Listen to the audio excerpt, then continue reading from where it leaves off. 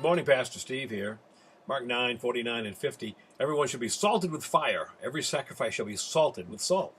Salt is good, but if it loses its saltiness, well, how will you season it? Have salt in yourselves and be at peace with one another. Here, Jesus, now keep in mind, Jesus is the teacher who did not come to condemn the world, but to save it, to preserve it. He's pressing home a very hard, but I think important truth here. This verse is probably one of the more difficult in the New Testament. What's Jesus talking about here anyway?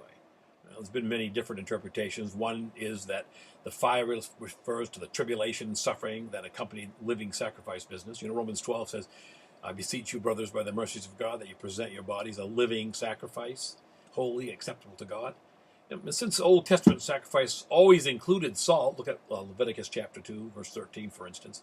Jesus is just saying, as every other sacrifice under the law required salt, so the living sacrifice my followers bring to me will be seasoned with salt, suffering and tribulations, maybe.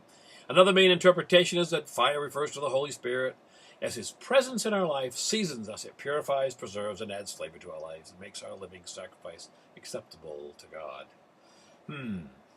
There are other wiser heads that have wrangled with this passage, and many will listen to my simple explanation and think, well, you're not very smart.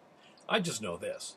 Jesus has called us to be effective in the world so that we can be salt. He said, you are the salt.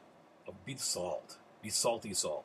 Preserving agents, sharing the word in the world, presenting the true light, Jesus Christ, to the world.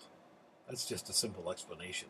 But be salty. And oh, by the way, be at peace with one another. You ponder that, Pastor Steve.